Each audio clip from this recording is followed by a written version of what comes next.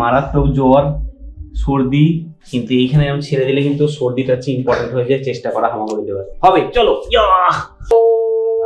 আগে বলো ইয়ো। হ্যাঁ হ্যাঁ হ্যাঁ হ্যাঁ হবে। যা দেখো পদকা বাবা কিউট স্পুন মুখে দেবে, অর্থাৎ যেটা সিলিকনের চামচ, সেই সিলিকনের চামচ দিয়ে খাবে। দেখা যাক ও এটা অ্যাকসেপ্ট করে নাকি অ্যাকসেপ্ট করে না। ওর যেহেতু ছোট ছোট দাঁত বেরোচ্ছে তার জন্য এই চামচটা দেওয়া হচ্ছে, যাতে চেপে ধরলেও দাঁতের কোনো ক্ষতি না হয়। ওয়েলকাম বন্ধুরা, নতুন ব্লগে তোমাদের স্বাগত জানাই। অন্যভাবে শুরু হয়েছে ওর হামাগুড়ি দেওয়ার চেষ্টা দিয়ে। তোমার নরম নরম চামচে আজকে খেয়ে কি তোমার ভালো লাগছে? পথে চামচে তুমি কিটকিট করে কামড়ালে কিচ্ছু হবে না। আমাদের পদকা বাবা আজকে আবার দারুণ জায়গায় যাবে। কালকে বাবার বাইকে চড়ে দারুণ জায়গায় গেছিল, ডাক্তারখানা। সবচেয়ে পছন্দের ঘোরার জায়গা। প্রচুর সর্দি জ্বরে আক্রান্ত। আবার সকাল থেকে প্যারাসিটামল দেওয়া হয়েছে, দুপুরে আবার চানের পর খাওয়ার পর আবার দেওয়া হবে প্যারাসিটামল। এত ওষুধ খেতে হচ্ছে, আমার নিজের একদম পার্সোনালি পছন্দ নয়, কিন্তু এমন একটা সিচুয়েশন আসছে ওষুধ খাওয়াতে বাধ্য হচ্ছি। আগের দিন মাঝরাতে গিয়ে 2-2:30টার সময় দোকান খুলিয়ে ওষুধ নিয়ে আসতে হয়েছে, এমন কন্ডিশন। আমাদের যাকে দেখানো হয় তিনি ছিলেন না, গতকাল বসেননি, তার জন্য অন্য ডক্টরের কাছে জাস্ট একবার টেম্পোরারি নিয়ে গিয়েছিলাম। কিন্তু তিনি যেটা বললেন সেটাতে আমি ভয় পেয়ে গিয়ে চলে এলাম। হয়তো উনি ঠিক বলেছেন, আমরা জানি না। উনি বললেন কোনো চিন্তা নেই, বাড়িতে যত রকম মশলা হয় ভালো করে লঙ্কা ফঙ্কা ভালো করে দিয়ে খিচুড়ি খাওয়াও, আর 1 চামচ থেকে 1.5 চামচ খাওয়াও। যদি তারপর সারাদিন না খায় তাতেও অসুবিধা, না খাইয়ে রেখে দাও।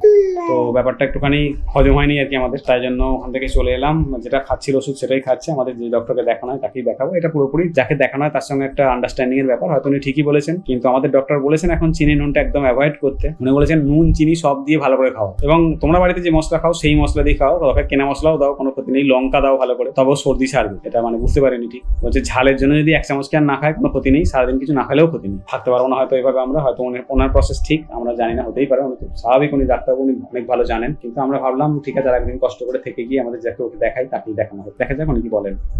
বলো তো পদকা আজকে আবার কোথায়? একইভাবে ডাক্তারখানা, ডক্টর সাত্বিক বসুর কাছে এসেছি আবার। দেখো বন্ধুরা, পদকাকে ডাক্তারের কাছ থেকে নিয়ে এসে ক্লাসে চলে এসেছি। ফটোগ্রাফি ক্লাস রয়েছে, আউটডোর আছে আজকে। চলো দেখে নি কি হচ্ছে। দেখো ফটোগ্রাফি হলে ন্যাচারালি মডেল লাগে, তো আজকে আমাদের মডেল কে? কি মডেল? দেখি মডেলটাকে। দেখো ধুনো রেডি করা হচ্ছে। যে ধুনোটা নিয়েছে তাকে দেখিয়ে দাও। এই দেখো ভূত দাঁড়িয়েছে, ভূতের শাড়ি ঠিক করা হচ্ছে। আসলে ভূতের পেছনে অনেকে থাকে, সেটা দেখিয়ে দিচ্ছি আমরা। ভূত খুবই অদ্ভুত একটা জীব। দেখো ভূতের পেছনে মানুষের অবদানও আছে, দেখে নাও ভালো করে। হাত দিবি না তুই, হাতটা নর্মাল এখন ঝুলছে। দেখো বন্ধুরা, মানে ব্যাপারটা বুঝতে পারছি। আমরা তখন ভূত ভূত ভূত চতুর্দশী করছিলাম। আর একটা করতে হবে, নাহলে কিন্তু ইংরেজরা পয়সা দেবে না আমাদের। মানে সেটা হচ্ছে হ্যালোইন। তাদের কি চাই? পাম্পকিন। মানে বাটি আমাদের কুমড়ো রে বাবা।